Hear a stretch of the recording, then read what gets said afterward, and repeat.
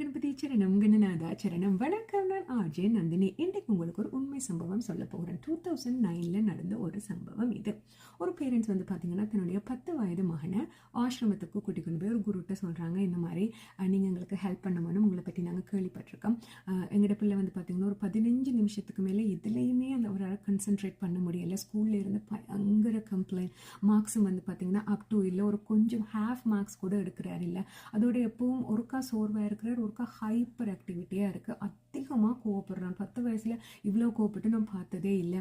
அது மட்டும் இல்லை, கத்துறது கூட, யார் சொல்கிறதையும் லிசன் பண்ணுறாரு இல்லை. நாங்கள் எவ்வளவோ ட்ரீட்மெண்ட், கிட்டத்தட்ட 2 வருஷமாக நாங்கள் ட்ரீட்மெண்ட்டுக்கு கூட்டி கொண்டு போகிறோம். அதில் நிறைய டேப்லெட்ஸ் வந்து கொடுத்து பிள்ளை அதில் பசியெல்லாம் நிறைய சாப்பிட்டு 10 வயசு பிள்ளை மாதிரியே இல்லை, கொஞ்சம் பாடி எல்லாம் வச்சு வைடாக இருக்கிறார். எங்களுக்கு என்ன செய்கிறேன்னு தெரியாமல் கடைசியாக அவங்கள்ட்ட வந்திருக்கோம், எங்களுக்கு ஹெல்ப் பண்ணுறீங்களா அப்படின்னு கேட்டோன்னே இந்த குரு சொன்னேன், no problem, I will help you, ஆனால் எனக்கு நீங்கள் 2 months தரணும். 2 months இவர் என்னோட ஆசிரமத்தில் தங்கி இருக்கணும், அப்போ தான் என்னால் இவரை ஃபுல்லாக நீங்கள் ஆசைப்படுற மாதிரி எனக்கு க்யூர் பண்ண முடியும் அப்படின்னு. பேரண்ட்ஸும் ஓகே பிரச்சனை இல்லை, 2 months அவர் உங்களோடய இருக்கட்டும் அப்படின்னு சொல்லிட்டு பேரண்ட்ஸ் வந்து பார்த்தீங்கன்னா போயிட்டேன்.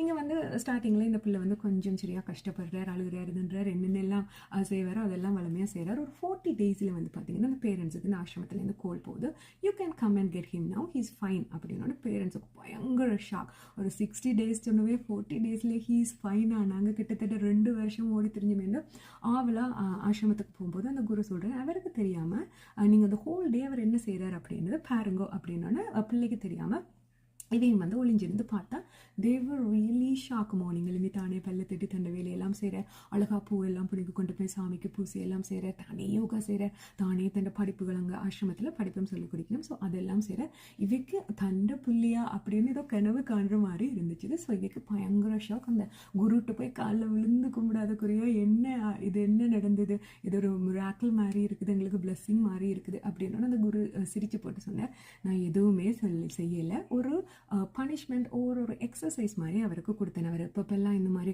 ஒரு 15 நிமிஷத்துக்கு மேலே ஒரு இடத்துல இருக்காம விட்டாலோ அல்லது அதிகமாக கோவப்பட்டாலோ அல்லது வந்து பார்த்தீங்கன்னா கொஞ்சம் ஹைப்பராக இருந்தாலும் நான் என்ன செய்தேன், ஒரு பனிஷ்மெண்ட் மாதிரி ஒன்று கொடுத்தேன். அதை வந்து பார்த்தீங்கன்னா 20 to 25 டைம்ஸ் செய்ய வேண்டியதாக இருந்துச்சு. இந்த மாதிரி ஒரு ஃபர்ஸ்ட் 2 days வந்து பயங்கரமாக கஷ்டப்பட்டேன். அதுக்கு பிறகு அவருக்கு அது பழகிட்டுது.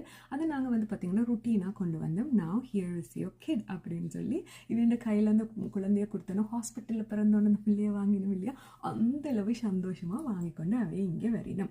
அப்போ அவைக்கு வந்து ஒரு கொஷின், என்ன பனிஷ்மெண்ட் அப்படி கொடுத்துருப்பீங்க, ஒரு எக்ஸசைஸ் மாதிரியான பனிஷ்மெண்ட் அப்படின்னு அவைக்கு ஒரு கொஷின் இருக்கு இல்லையா.